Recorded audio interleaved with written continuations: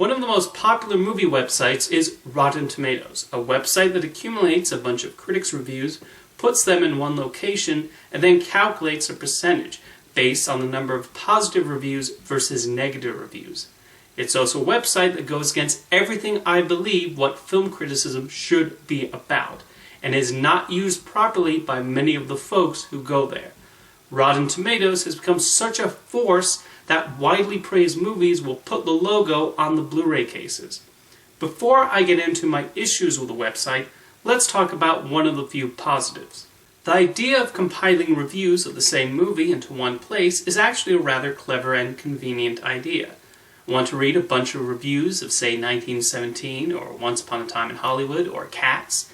Well, you can just go on Rotten Tomatoes, search for those movies, and you have a whole list of reviews to peruse. You can even limit the reviews to just top critics from trusted publications like the Los Angeles Times, Rolling Stone, the Chicago Tribune, the Guardian, and the Toronto Star. I've never believed in the adage of find a critic you always agree with and just read them, because, well, that's impossible.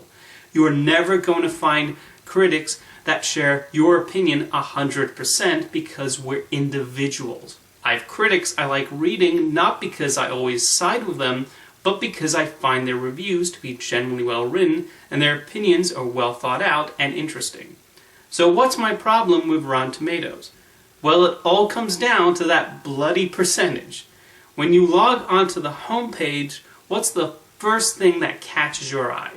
None other than the movies with the percentages right next to them, along with an image of either a fresh or splattered tomato. Most people just look at the percentage and then already have an idea of the consensus. But that's just a number. It tells us nothing. All that number represents is the percentage of reviews for that title which are positive. People see, for example, a 35% and assume that movie must be an absolute stinker. But the only thing that tells me is that 35% of critics with reviews on there liked it. It also doesn't take into account the number of reviews submitted. A movie could have anything from 20 reviews to 500. Too many people blindly follow the percentage without bothering to find out what the critics actually thought. For example, does seeing the 69% on Joker's page tell me anything? No. It doesn't tell me what each reviewer thought about the acting, whether they liked the decisions made in the directing and writing departments, if they thought the movie was well paced, if the technical elements were well done, and what their interpretations of the movie's themes are. If I go down to the individual blurbs on the page, they do give me some semblance of an idea. But unfortunately, most people don't bother doing that. A lot of folks use Rotten Tomatoes as a tool to see whether a movie might be worth seeing, and then don't bother actually seeing why a film might have gotten a specific score. A movie might actually cater to their specific taste, but that's not something they will find out unless they scroll down. The percentage is also calculated in an incredibly binary way, just positive or negative, which does a disservice to how most movies can have things that work and have elements that are underwhelming. I know on the internet movies are not allowed to be okay or average anymore, and I think Rotten Tomatoes has helped foster that idea. For years I've been advocating for a mild tomato, wherein a mixed review is given half a point. Instead, they force their critics on there to pick between only two possible outcomes. Even Siskel and Ebert on their show would mention if their thumb was only a mild thumbs down, to clarify that even if they didn't fully recommend a movie, there were still aspects they enjoyed and deserved complimenting. You cannot distill a film's qualities to a number, especially since film is a subjective art. Rotten Tomatoes removes the individuality of film criticism by reducing it to a percentage, because every critic has different opinions of why a film may or may not work. Some might interpret one message onto a film, while others might see something different in the filmmaker's intentions. Or look at comedies, maybe the most subjective genre of all. Because what one person might find hilarious, someone else will sit there completely stone-faced. Here's an example with Napoleon Dynamite, a comedy that was well reviewed, but I personally did not find the least bit amusing. As you can see, there were critics who were charmed by the movie, while others did not find much to laugh about. And even within those individual reviews, you get unique opinions being formed. One critic might find the strength of the film to be in Jon Heter's performance, while someone else might commend Jared Hess's quirky direction. Because of the variety of opinions a film has, it disappoints me when people blindly follow the percentage and seem to assume that's what they'll think of the movie. Think about how many poorly received movies you enjoy, or how many critically acclaimed movies you were disappointed with. You won't actually know your personal stance unless you give a movie a shot, and if you're genuinely interested in something, you should not let a mixed to negative critical response deter you from watching it, especially if you like the director, or the subject matter interests you, or if you have a fondness for an animation studio's output.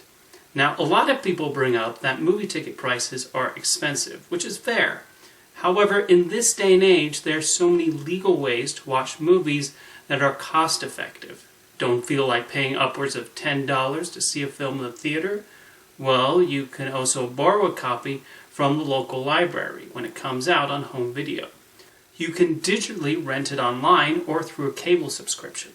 There are streaming services out there with multiple options. If you decide you're not in a hurry to see the latest Disney movie in theaters, for example, it will be available on Disney Plus in about 7 months. And if you're lucky enough to be in a city that still has a DVD rental place, you can use that too. The obsession with treating the percentage as an exact scientific result and not just a tabulation of multiple review scores also leads to a misunderstanding of how it works. Someone could see the new comedy Like a Boss and say, it was bad, but it wasn't 20% bad. Well, you would still be siding with the 80% of critics who did not like it. Or when a movie gets an incredibly high score, I mean, Lady Bird was good, but 99% good? Come on. Again, your review will be included among those 99% positive reviews. There's also a strange mob mentality that forms around the Rotten Tomatoes score. Like if a director whose work they're not fond of makes a film that maybe is not so well received, then they parade the percentage around and shout, see, I told you he was bad. Also, people care way too much about a movie hitting 100%. Get Out receiving a 98% does not make it any less of an acclaimed movie. I think Jordan Peele is going to be okay. Although it is amazing that Paddington 2 is still holding on to that 100%. Clearly he bribed the critics with marmalade sandwiches. Oh right, that's another thing.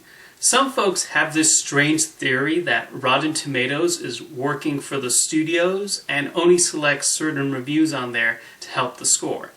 These conspiracy theorists like to bring up how Comcast, Universal Pictures' parent company, owns a majority stake in Rotten Tomatoes.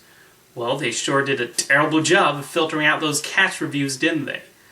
There are also cases where people freak out if a movie they're opposed to is getting good marks. I saw a lot of this when the Teen Titans Go movie ended up receiving mostly positive reviews.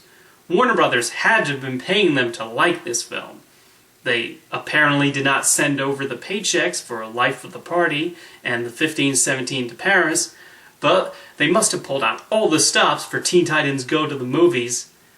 At the end of the day, I feel like Rotten Tomatoes would be so much better without the percentage at the top of every page. It removes all semblance of nuance and individuality and critical thought from the discussion.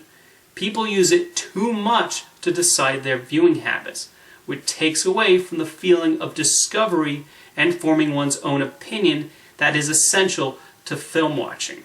The Rocky Horror Picture Show, one of the most famous cult films ever, was not initially well received by most critics. But slowly but surely, audiences gave it a shot anyway, and that helped it attain longevity. You have no idea how many potential favorites you miss out on by blindly following that percentage.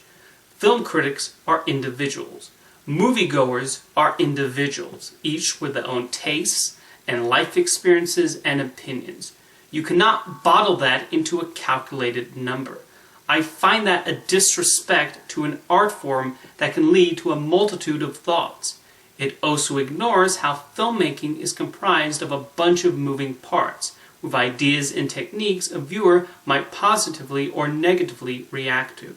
which is why I genuinely believe Rotten Tomatoes has done more harm than good to the online film discourse. See you next time.